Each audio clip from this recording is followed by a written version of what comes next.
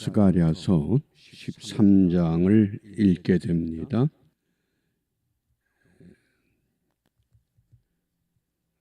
스가랴 13장 묵상의 주제가 씻는 셈. 우리가 성경에서 셈과 웅덩이를 구분해야 됩니다. 셈의 기능과 웅덩이의 기능. 셈은 자연적인 것으로 계속 물이 솟아오릅니다. 반면에 웅덩이는 인위적인 것으로 물이 고여 있을 수도 있지만은 때로는 물이 마를 수도 있습니다. 그래서 비슷한 모양이지만은 셈과 웅덩이가 다르다고 하는 것. 그러면 셈은 무엇을 상징하는가? 오늘 우리 1절 말씀을 함께 읽습니다. 그날에 죄와 더러움을 씻는 셈이 다윗의 족속과 예루살렘 거민을 위하여 열리리라. 아멘. 이 13장에서 여러 차례 그날에 하고 그날을 강조합니다. 그날이라고 하는 것은 심판의 날을 의미하지만은 결국은 예언된 메시아가 오시는 날이기도 합니다. 그날에 예수님께서 이 땅에 오시면 죄와 더러움을 씻는 셈. 그래서 이 죄와 더러움을 씻는 셈이라고 하는 건 그리스도의 보혈을 의미합니다. 예수님의 그 속죄의 보혈. 그것이 예수님께서 승천하신 후에는 성령의 은혜로 약속이 됩니다. 너희들에게 성령이 오셔서 그 성령이 너희들로 하여금 하나님 나라에 이를 때까지 함께 하실 것을 약속하셨습니다. 그래서 이 셈이라고 하는 것과 웅덩이, 이 셈은 따라서 생수의 근원이 되는 것을 말합니다. 생수의 근원. 요한복음 7장 38절 39절입니다.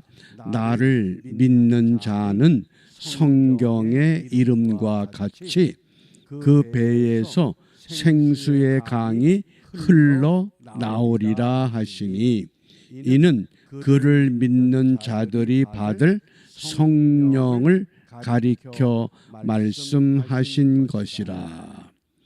여기 셈이라고 하는 것, 그것은 무엇을 의미하느냐?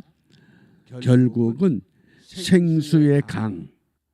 예수님을 믿으면 그 믿는 자들에게 약속하신 약속된 성령, 그것이 우리 속에서 샘처럼 날마다 솟아올라 우리의 더러움과 우리의 죄를 씻어내야 한다는 것.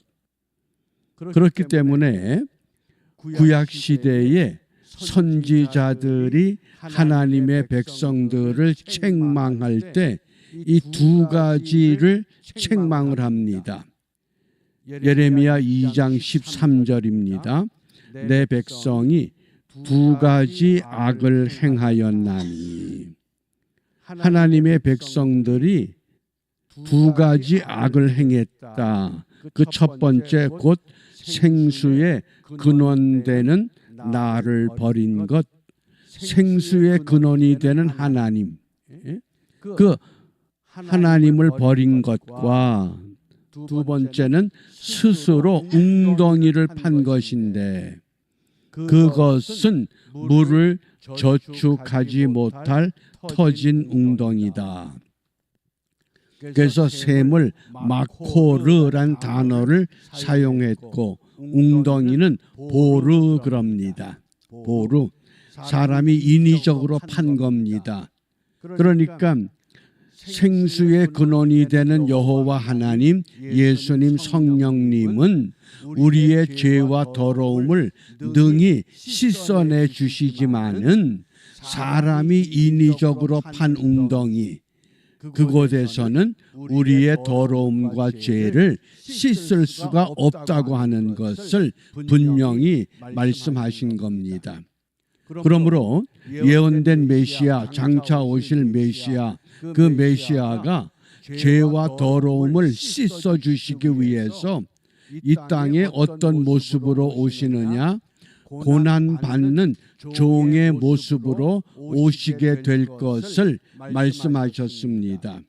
특별히 시편 22편, 이사야 53장, 예레미야 13장, 또 14장 이 말씀에 보면 예수님께서 어떤 모습으로 이 땅에 오시는가? 그래서 이 고난받는 종의 모습, 왜 고난을 강조했느냐? 더러운 것과 죄를 씻어내는 생수의 근원, 샘이 되는 마코르라고 하는 샘이 되실 것을 약속하신 예언입니다. 예수님께서 요한복음 4장에 보면 수가성에 사마리아 사람들이 거주하고 있던 우물가에 도착해서 우물가에 물을 뜰 두레박이 없습니다. 그때 마침 사마리아 여자가 물을 기르러 왔습니다. 그런데 그 시간은 물을 깃는 시간은 아닙니다.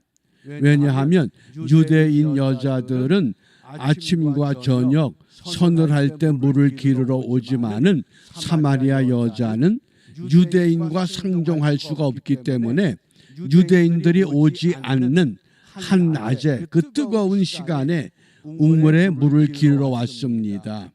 그때 예수님께서 그 여자에게 나에게 물을 달라 그렇게 부탁합니다.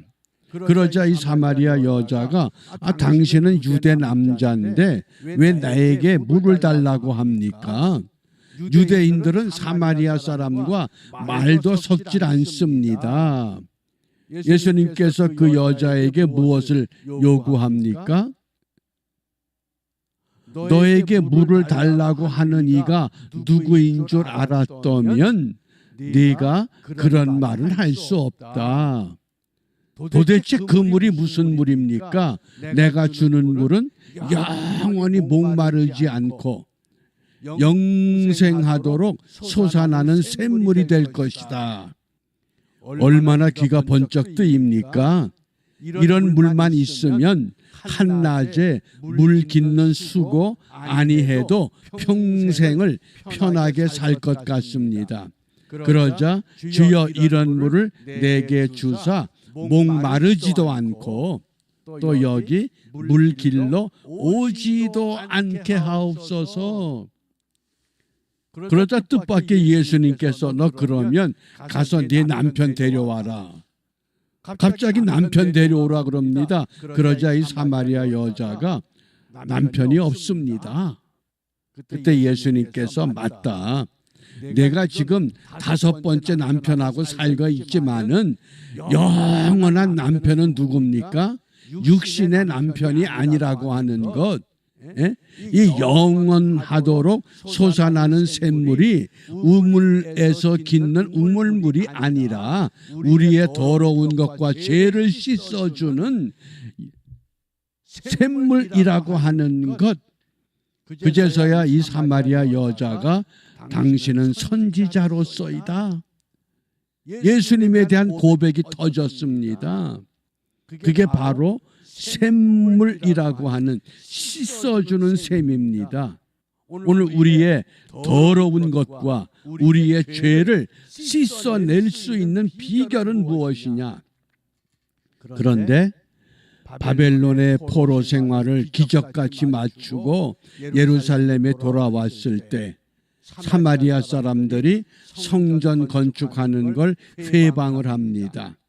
그 회방 때문에 거의 15년, 16년 동안 성전 재건하는 일을 멈추고 말았습니다. 그러자 선지자 학개와 스가랴는 하나님의 백성들을 재촉합니다. 너희들이 언제까지 이런 삶을 계속하겠느냐? 정신 차려야 된다. 빨리 성전을 재건하라. 그렇게 해서 성전 재건이 마무리가 됐습니다. 그리고 스가랴 선지자는 이제 완성된 스룹바벨 제2성전, 여기에서 우리가 무엇을 해야 되느냐? 장차 오실 메시아를 영접할 수 있는 믿음으로 거듭나고 믿음으로 무장해야 될 것을 지금 말씀하고 있습니다. 그래서 그러한 하나님의 참된 소식, 하나님의 올바른 깨우침과 가르침, 이것을 듣지 못하게 하는 악한 세력들이 있다고 탄식하게 됩니다. 2절입니다. 만군의 여호와가 말하노라.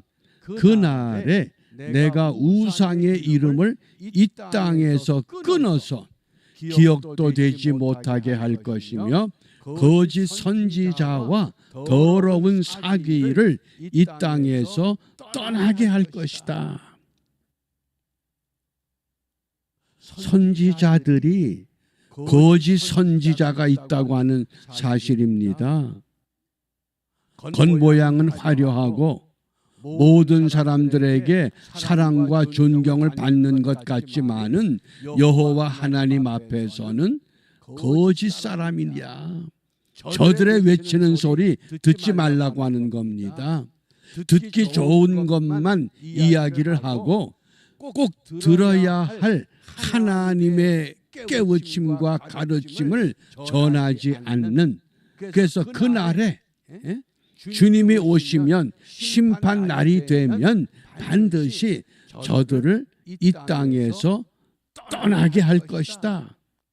또 4절 말씀에 그날에 선지자들이 예언할 때에 수많은 선지자들이 일어나서 스가랴 선지자가 환상을 봤던 것처럼 그들도 환상을 이야기합니다.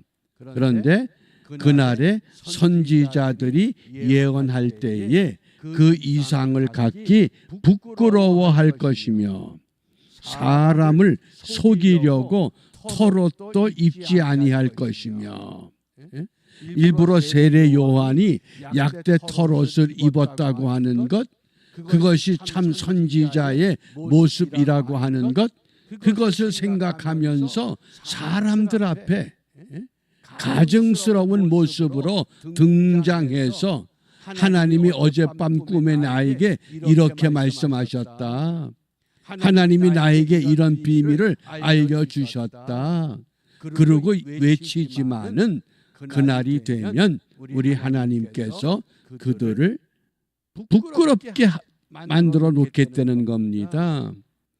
그러므로 이러한 마지막 때가 되면 이런 위장된 선지자들, 거짓 선지자들, 거짓된 가르침들, 이것 때문에 많은 사람들이 진리를 외면하고 잘못된 길에 빠져 들어갈 수밖에 없음을 탄식합니다.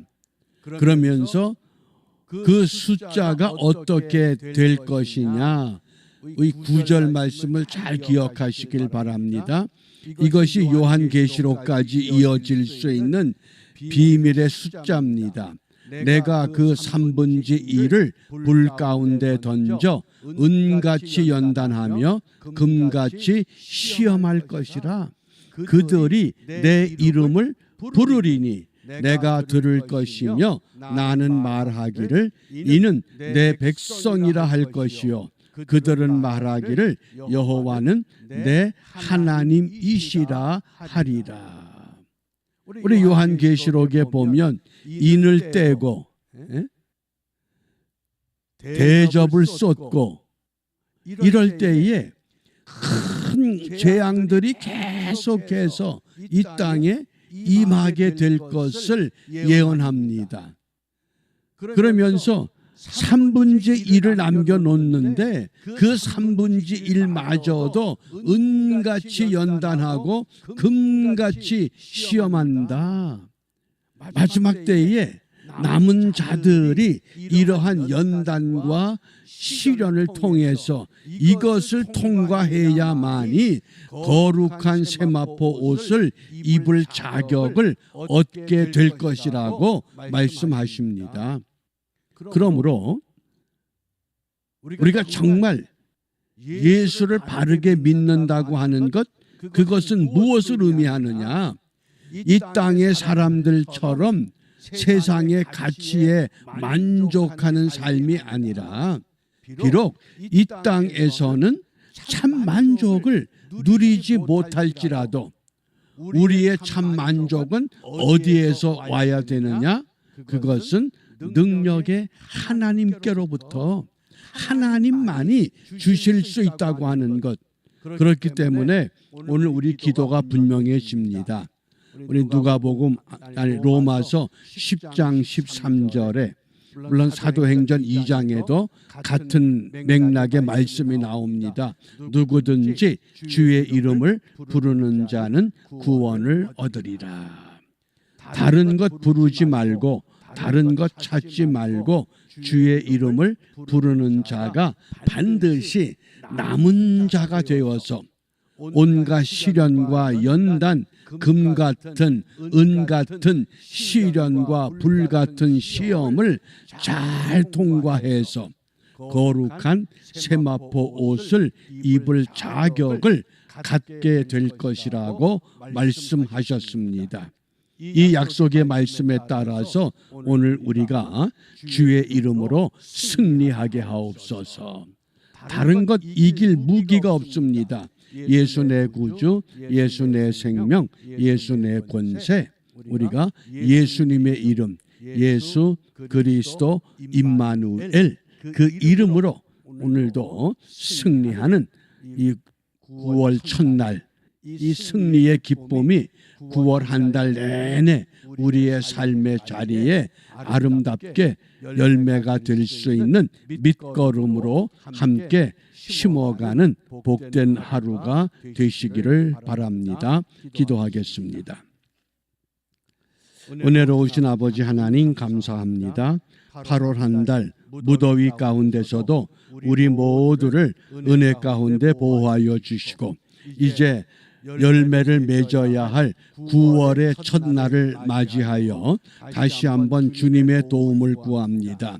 이 땅에서 우리가 믿고 의지할 것은 터진 웅덩이가 아니라 샘솟는 샘물이어야 하겠사오니 그 샘에서 우리의 더러운 것과 죄를 온전히 씻어버리고 하나님의 사람으로 거룩한 세마포 옷을 입고 어디를 가든지 하나님의 빛된 자녀의 삶을 바르게 경주하는 우리 모두 되게 하시고 주님의 이름으로 승리하는 하나님의 거룩한 백성의 반열에 세워지도록 이끌어 주시옵소서. 예수님 이름으로 기도합니다.